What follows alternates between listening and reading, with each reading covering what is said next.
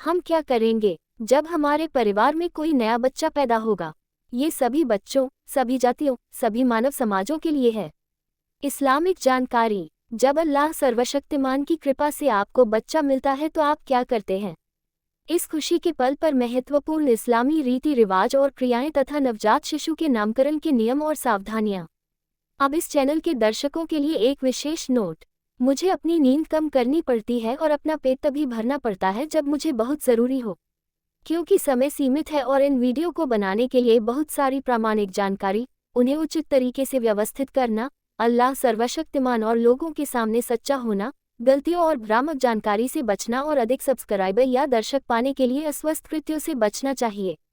आप देख सकते हैं कि मेरे कितने सब्सक्राइबर और व्यू हैं, जबकि एक धोखेबाज वीडियो को भी बहुत सारे व्यू मिलते हैं। यहाँ ऐसा नहीं है।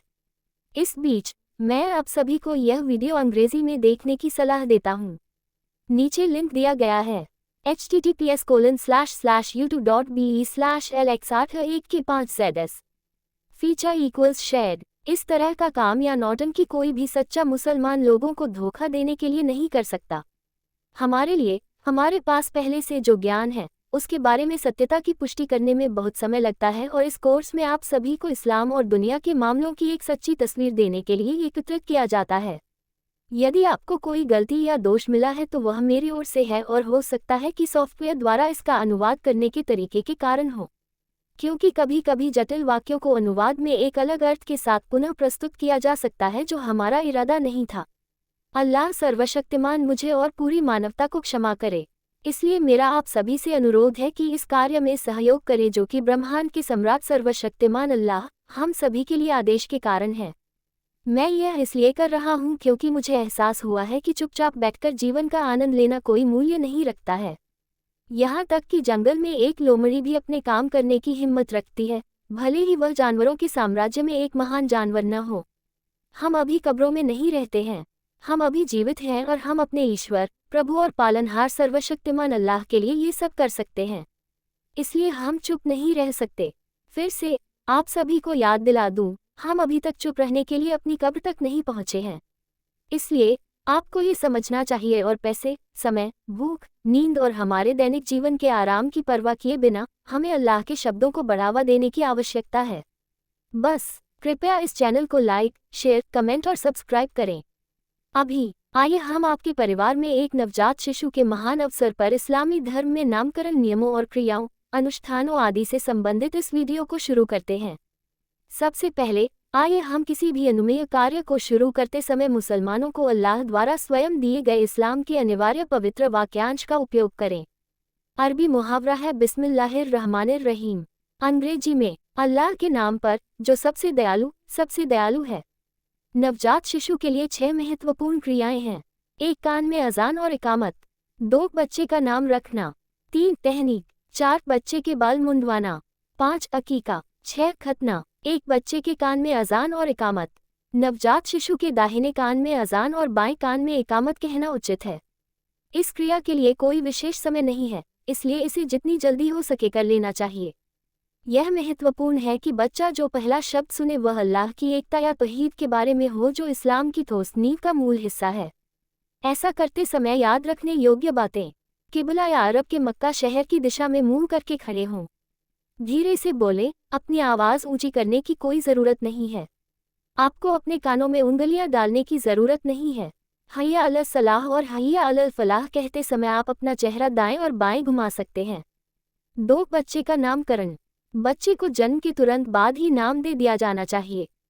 यह महत्वपूर्ण है कि बच्चे को 7 दिनों से ज़्यादा नाम न दिया जाए। इस्लाम में नवजात शिशु के नामकरण के नियम। आमतौर पर कोई भी नाम स्वीकार्य है जब तक कि 1 यह इस्लाम में निषिद्ध न हो, 2 ये किसी दूसरे धर्म के अनुयायियों द्वारा आमतौर पर इस्तेमाल न किया जाता हो, 3 इसका सकारात्मक अर्थ हो, 4 यह विपरीत लिंग के नाम जैसा न लगे। कुछ नामों को अल्लाह के रसूल पैगंबर मोहम्मद उन पर शांति हो ने विशेष रूप से अस्वीकार किया है। नामों के लिए इस्लाम में बच्चे के नामकरण के दिशा निर्देशों का पालन करना महत्वपूर्ण है। सबसे प्रिय नाम वे हैं जिनका इस्लामी परंपरा में सम्मान किया जाता है। इसलिए मुसलमानों को सुंदर और सार्थक नाम खोजने के लिए इस्लामी संस्कृति से परे देखने की ज़रूरत नहीं है। किसी व्यक्ति का धर्म अक्सर उसके नाम में झलकता है। अनोखे या अपरिचित नामों से बचना सबसे अच्छा है, क्योंकि इस प्रथा को हतोत्साहित किया जाता है। ऐसा नाम चुनना बेहतर है जो मुस्लिम समुदाय के भीतर व्यापक रूप से पहचाना जाता हो। अनुचित नाम आपके बच्चे के लिए दुर्भाग्य और नकारात्मकता ला सकते हैं, जिससे संभावित रूप से दीर्घकालिक परिणाम हो सकते हैं। इस्लाम के अनुसार अपने नवजात शिशु का नामकरण करने के सिद्धांतों को बनाए रखना सुनिश्चित करें। नाम निम्नलिखित से लिए जाने चाहिए। ए. पवित्र कुरान, सभी मानवता के लिए अल्लाह की अंतिम पुस्तक।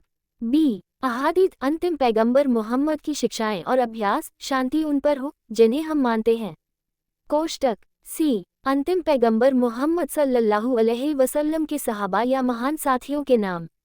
डी. इस्लाम में धर्मी पूर्वजों के नाम, जैसे पवित्र संत, प्रतिष्ठित इस्लामी विद्वान इत्यादि। ई. इस्लाम के उम्माह के भीतर आमतौर पर स्वीकार किए जाने वाले नाम। 3. तहनीक। तहनीक करना एक सुन्नत है और बच्चे के जन्म के बाद जितनी जल्दी हो सके इसे किया जाना चाहिए। इसमें खजूर के एक टुकड़े को तब तक चबाना शामिल है जब तक कि यह नरम न हो जाए और फिर इसे नवजात शिशु के तालू पर रखना। आदर्श रूप से सूखी खजूर का उपयोग किया जाना चाहिए। यदि वे उपलब्ध नहीं है तो ताज़ा खजूर या शहद का उपयोग किया जा सकता है।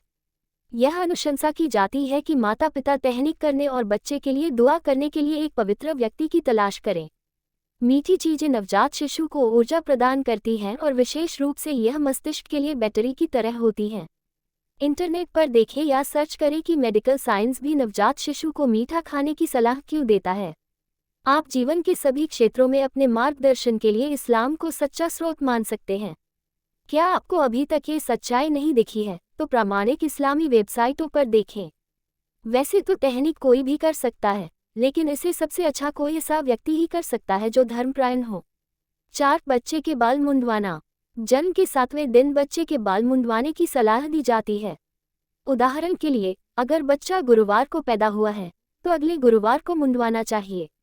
बच्चे के बालों के वजन के हिसाब से सोने या चांदी में मूल्य निर्धारित करने की भी सलाह दी जाती है। उदाहरण के लिए, अगर बच्चे के बाल का वजन 5 ग्राम है तो 5 ग्राम सोने या चांदी के बराबर मूल्य दान में दिया जाना चाहिए। 5. अकीका। अकीका एक सराहनीय प्रथा है, हालांकि यह अनिवार्य नहीं है। अगर कोई अपने नवजात शिशु के लिए अकीका करने में असमर्थ है तो उसे इसके लिए उत्तरदायी नहीं ठहराया जाएगा। अकीका बच्चे के उपहार के लिए अल्लाह के प्रति आभार प्रकट करने के उत्सव के रूप में कार्य करता है। एक बच्ची के लिए एक बकरी या भेड़ की बलि दी जाती है, जबकि एक बच्चे के लिए 2 बकरियों या भेड़ों की बलि दी जाती है। हालांकि एक लड़के के लिए 2 की बलि देना अनिवार्य नहीं है। अगर कोई 2 बलि देने में असमर्थ है तो वह लड़के की ओर से सिर्फ एक बलि दे सकता है। बलि देने का आदर्श समय बच्चे के जन्म के 7वें दिन बच्चे के बाल हटाने के बाद होता है। अकीका के मांस का 1/3 हिस्सा ज़रूरतमंदों को दान करने की सलाह दी जाती है, जबकि शेष 2/3 हिस्सा परिवार, दोस्तों और मेहमानों के साथ साझा किया जा सकता है। फिर भी रिश्तेदारों, दोस्तों और मेहमानों के लिए सारा मांस आवंटित करना स्वीकार्य है। माता पिता और भाई बहनों को भी अकीका के मांस में हिस्सा लेने की अनुमति है। 6. खतना। इस्लाम में लड़कों के लिए खतना एक दृढ़ता से अनुशंसित सुन्नत है। आधुनिक चिकित्सा प्रगति के लिए धन्यवाद। खतना जल्द से जल्द किया जा सकता है, बशर्ते कि नवजात शिशु के स्वास्थ्य और सुरक्षा को सुनिश्चित करने के लिए पहले से उचित चिकित्सा मार्गदर्शन लिया जाए। देखने के लिए धन्यवाद। यदि आपने इस चैनल को सब्सक्राइब नहीं किया है तो कृपया इसे अभी करें। कृपया इस चैनल पर टिप्पणी करें, लाइक करें और शेयर करें। कृपया इस्लाम के संदेश का प्रसार करें। सत्य को सभी दिशाओं में प्रसारित करने की आवश्यकता है।